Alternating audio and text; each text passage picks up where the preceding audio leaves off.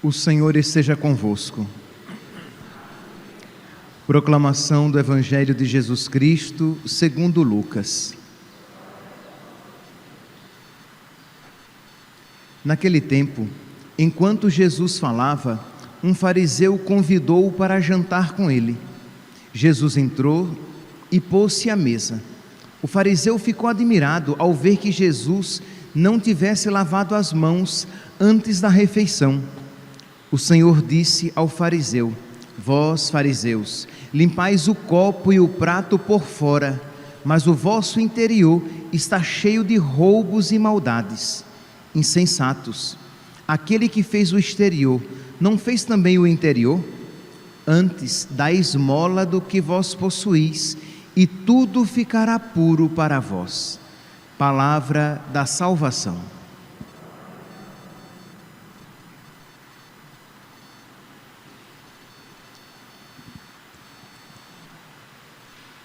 Caríssimos irmãos e irmãs, a liturgia de hoje, tanto a primeira leitura como o Evangelho, eles nos dão a ocasião de refletir a respeito da interioridade da nossa fé. São Paulo, na primeira leitura retirada da carta aos Gálatas, São Paulo está aqui falando com os judeus que estavam mais preocupados com um aspecto físico, se eles eram ou não eram circuncidados, se eles deveriam ou não se circuncidar, tirar uma parte do corpo, com a fé que age por meio da caridade. São Paulo diz: quanto a nós,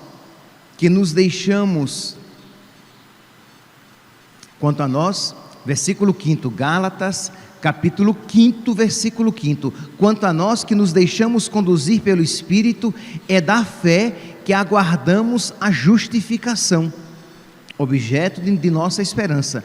Com efeito, em Jesus Cristo, o que vale é a fé agindo pela caridade, não observar, quer dizer, observar ou não a circuncisão não tem valor nenhum.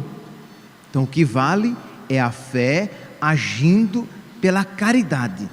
No Evangelho retirado de Lucas, capítulo 11, versículo 37 e seguintes, Jesus diz: insensatos, vocês estão preocupados com o que vai tornar puro ou impuro exteriormente, isto é, limpar os pratos e os copos por fora, lavar as mãos. Entenda, Jesus aqui, não é que Jesus não estivesse se preocupando com a higiene. Jesus estava só falando o quê? Vocês estão mais preocupados com esses aspectos exteriores do que com a pureza interior, com aquilo que verdadeiramente nos faz puros, com aquilo que verdadeiramente nos faz agradáveis a Deus. Aí Jesus diz: antes, dai esmola do que vós possuís, e tudo ficará puro para vós. Isto é, Jesus os chama então a uma pureza interior que age pela caridade. Dá esmola do que possuís, e não fiqueis preocupados em lavar os copos por fora, em lavar os pratos, em lavar as mãos, mas primeiramente preocupar-se com a pureza interior. Pois bem, então, já que nós estamos refletindo sobre esta realidade, nos dá a ocasião, e estamos celebrando a missa votiva da Divina Misericórdia, nos dá a ocasião de nós refletirmos sobre essas obras de caridade, essas obras de misericórdia que nos tornam agradáveis a Deus.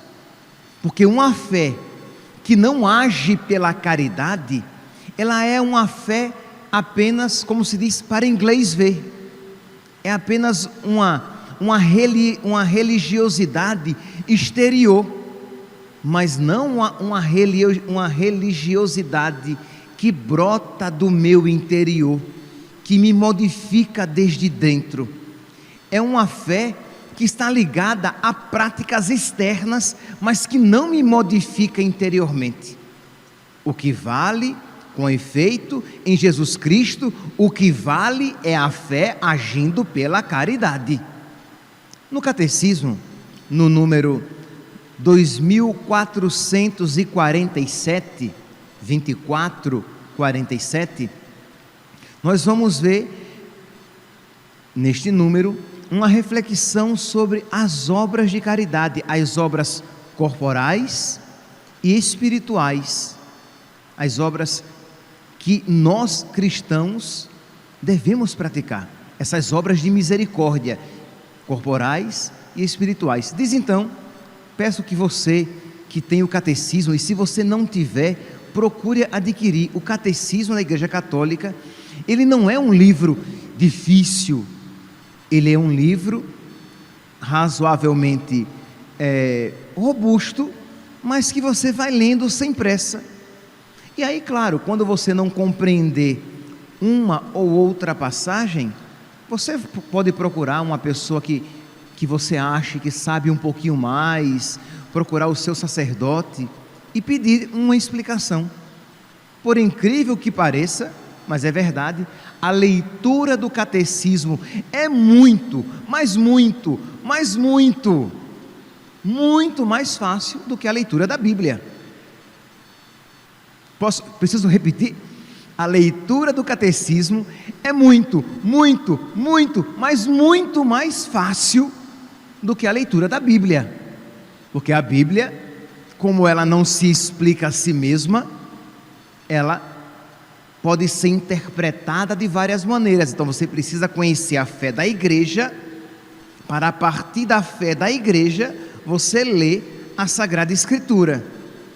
Mas o catecismo, ele é muito mais explícito e é muito mais difícil de você tirar várias interpretações do catecismo, coisa que infelizmente facilmente acontece com a leitura da Sagrada Escritura. Então, se você não tem um catecismo, procure adquirir para estudar a sua fé, para ler a sua fé, porque aí, quando você sabe o catecismo, você já pode ler a Bíblia, e vai ser muito mais difícil você ler a Sagrada Escritura de uma maneira protestante, de uma maneira revolucionária. Por quê? Porque a fé da igreja já está impressa na sua mente e no seu coração, e vai guiá-lo mais facilmente na leitura da Sagrada Escritura. Pois bem, nós voltemos aqui para o número 2447 do Catecismo, e diz assim: as obras de misericórdia são as ações caritativas pelas quais socorremos o próximo em suas necessidades corporais e espirituais. Então, nós estamos aqui partindo deste princípio. Jesus, que no Evangelho de hoje nos manda dar esmola, isto é, porque a caridade, ela purifica uma multidão de pecados. Quando você começa a agir, quando a sua fé começa a agir pela caridade, ela começa a transformar você interiormente. Se você fica apenas apegado a preceitos simplesmente, com muita facilidade você vive uma religião apenas de exterioridade e não que transformou o seu coração, tornando-o semelhante a Cristo.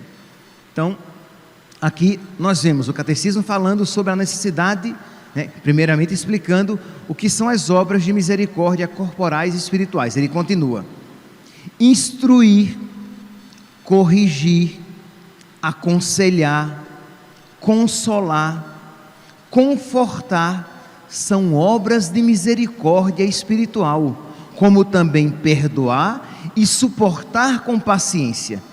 Perceberam aqui como já desde agora isso nos abre um leque de vivência da santidade, o quanto esta fé que vive movida pela caridade, que me leva a viver as obras de misericórdia, o quanto isso vai me transformar interiormente, isto é, se eu tenho fé de verdade, eu preciso estar disposto e eu preciso ser dócil para instruir. Isto é, se eu tenho tempo para isso, se eu tenho condições, ora, eu quero me dedicar na minha comunidade, eu quero ser um catequista. Se eu estou numa roda de amigos e eu vejo que um assunto saiu ali e faltou-lhes uma instrução, né?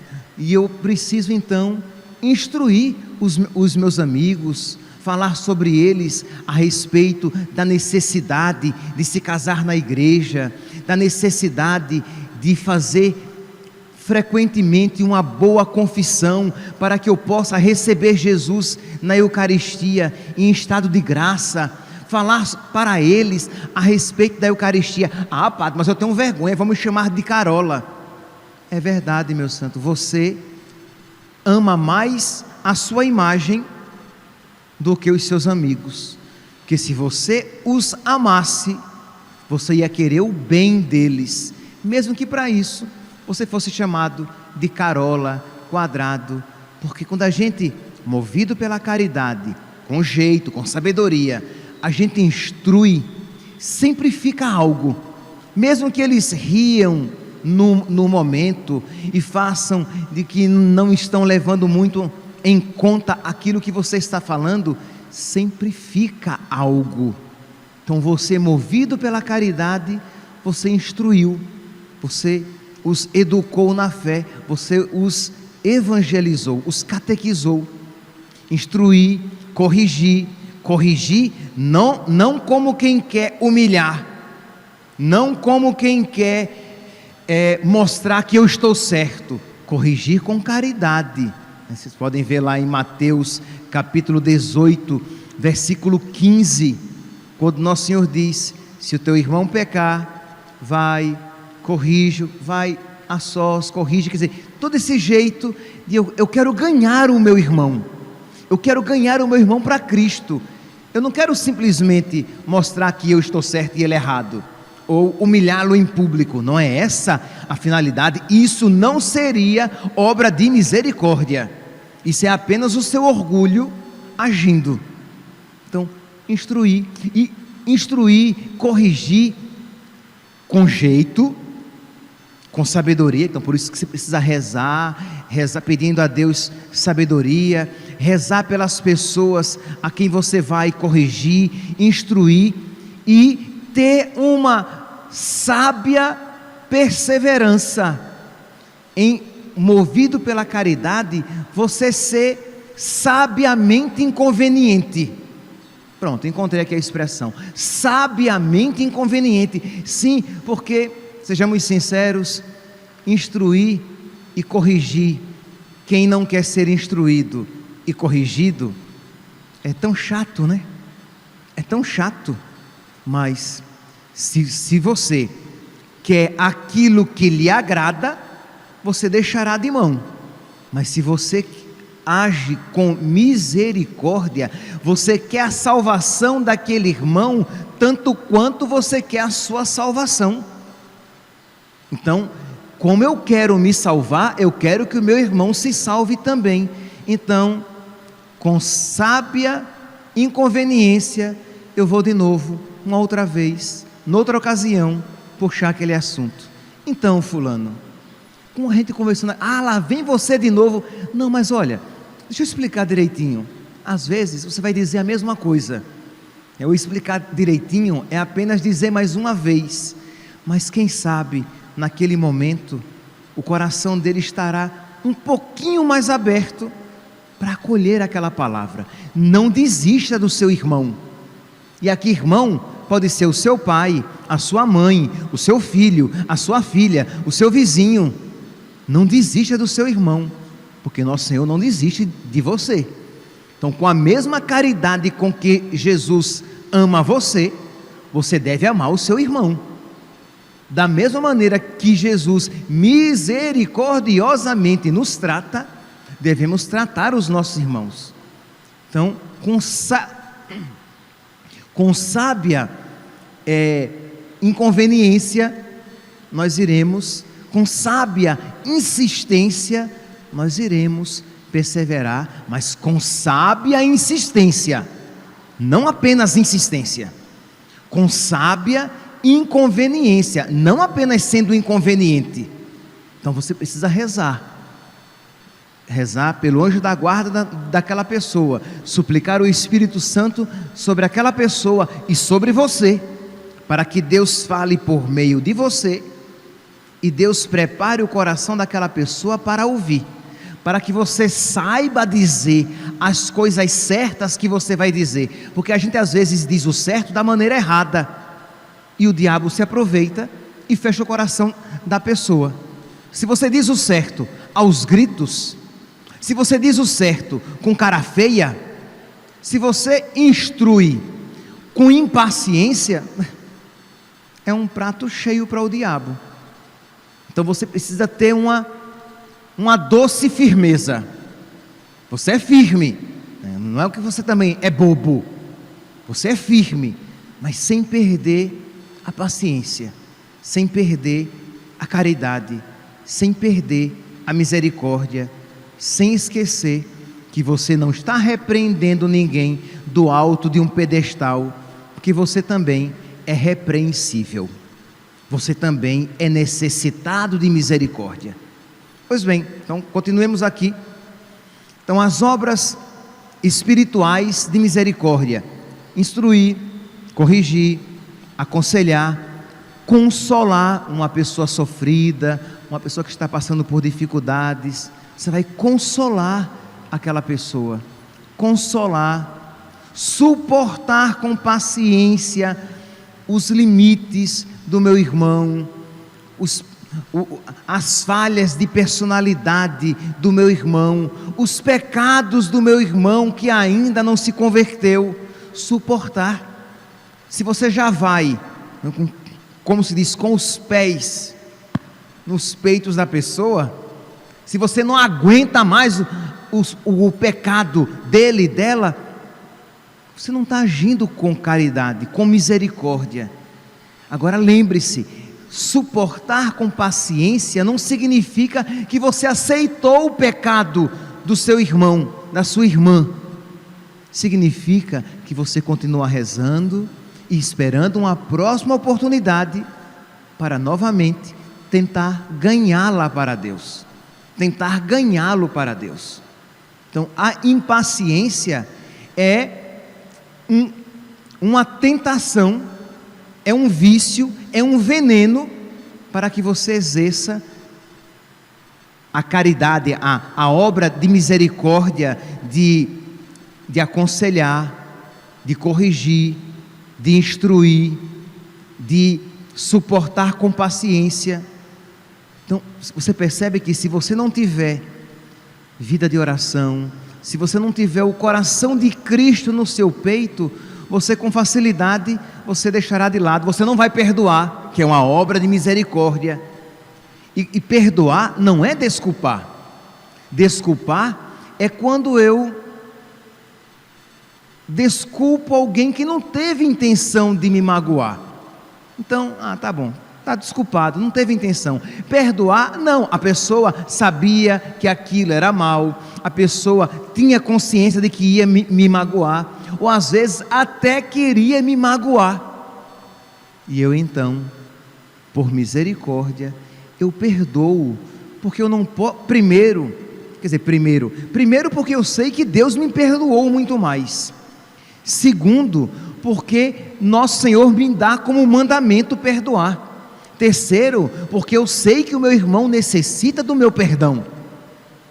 Então, eu preciso agir com misericórdia. A minha fé tem que agir pela caridade.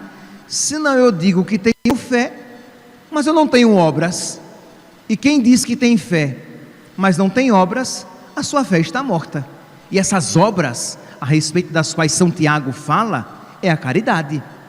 São as obras de misericórdia. Misericórdia, obras de misericórdia, obras espirituais e obras corporais. Vamos lá, o mesmo número 2447 do Catecismo fala a respeito disso. As obras de misericórdia corporal consistem sobretudo em dar de comer a quem tem fome, dar de beber a quem tem sede, dar moradia aos desabrigados, vestir os maltrapilhos, visitar os doentes e prisioneiros, sepultar os mortos. Mas aqui, meus santos, temos que levar em consideração que não é apenas, isto é, dar esmola. Então, sei lá, alguém vem, digamos que você tenha, isso não comprometa as suas finanças, eu dou R$5, dei R$5, eu dei um prato de comida, eu dei umas roupas que estão sobrando lá em casa. Isso tudo é bom, sem sombra de dúvidas.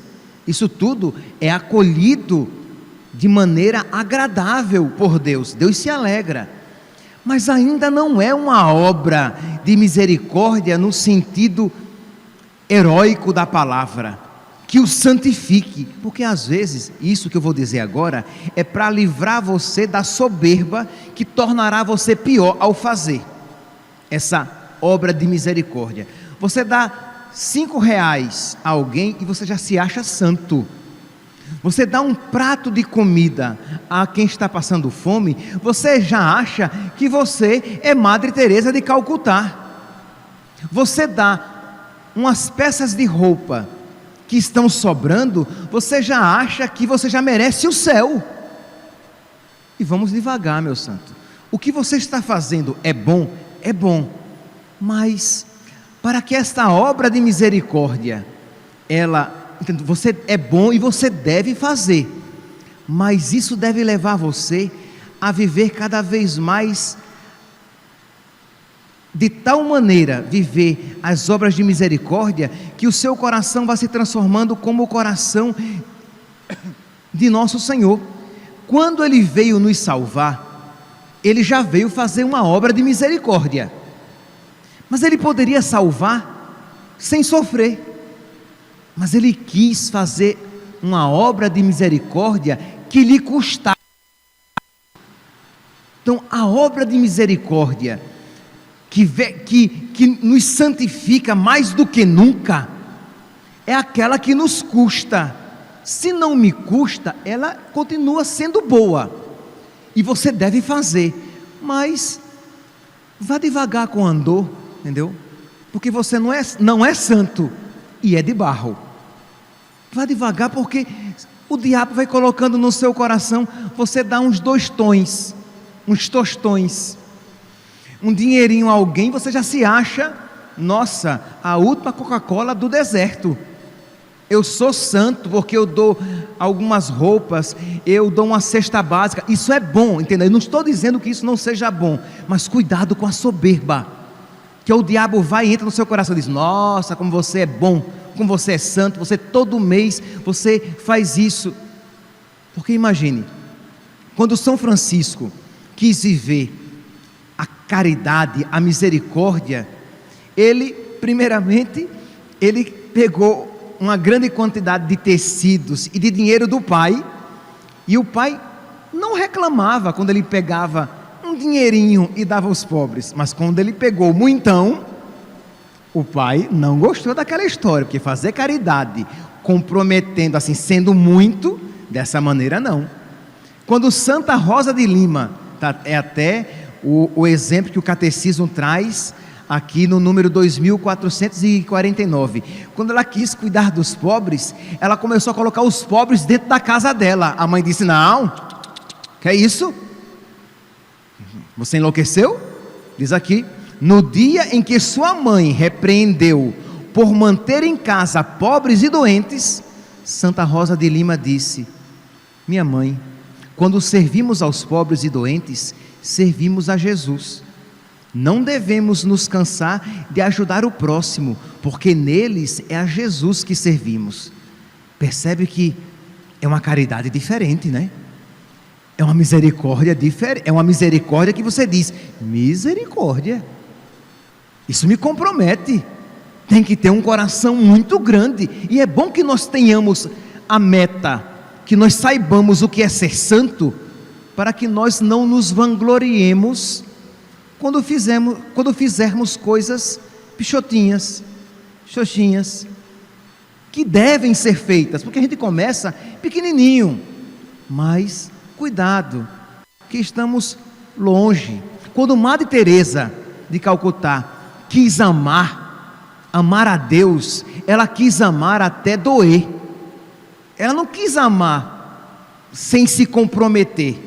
Senhor, eu quero amar até doer. Nós queremos amar. Vocês não estão aqui na missa às 6 horas da manhã porque vocês não querem amar. É claro que vocês querem amar, mas muitos querem amar sem muito compromisso, sem que isso não me seja muito exigente. Afinal de contas, já levanto às 5 da manhã para vir essa missa todos os dias, já sou santo. Não é santo não. Você sabe que você ainda não é santo, que você ainda não é santa, que tem muito chão a ser percorrido. Faz muito bem e continue, mas não fique parado. Não pense que você já chegou à meta, porque ela ainda está muito distante. A meta é o coração de Cristo. E quando você olha para o seu peito, você vê que o que está ali dentro é tão diferente. Quando aqui fala de uma das obras de misericórdia, sepultar os mortos, aqui nos vem à memória, e já termino, aqui nos vem à memória Tobit, o pai de Tobias. Lá no livro de Tobias, vocês podem encontrar que o rei Senaqueribe, ele tinha proibido sepultar os mortos, e ele tinha matado vários israelitas. E Tobit, mesmo sabendo que ele colocaria a sua vida e os seus bens em risco, ele vai sepultar os mortos. E diz aqui, livro de Tobias, capítulo 1, versículo 19. É um livro também maravilhoso, muito bonito e de fácil leitura. Diz assim: Tobit ia diariamente visitar toda a sua parentela, consolava-a porque todos eles estavam sofrendo, com as perseguições do rei Senaqueribe. Consolava e ajudava com os seus bens, cada um segundo as suas posses. A gente foge de familiar que está precisando da gente. Tobit ia à procura para aconselhar, para consolar e para ajudar. E diz que alimentava os famintos, vestia os nus, e com uma solicitude toda particular, sepultava os defuntos e os que tinham sido mortos. O denunciaram ao rei. Os pagãos circunvizinhos denunciaram: olha, Tobit está sepultando os mortos. Diz então que o rei mandou matar e confiscar todos os seus bens. Ele fugiu, salvou a vida, mas perdeu tudo. Percebeu que para fazer misericórdia ele fez com sacrifício, com custo. Ele amou e amou com dor, com sacrifício. Peçamos, meus santos, peçamos a nosso Senhor, neste dia em que nós refletimos sobre a misericórdia e celebramos a missa votiva da Divina Misericórdia, peçamos a Deus que nos ensine a ser misericordiosos, mas misericordiosos de verdade. Louvado seja nosso Senhor Jesus Cristo, para sempre seja louvado.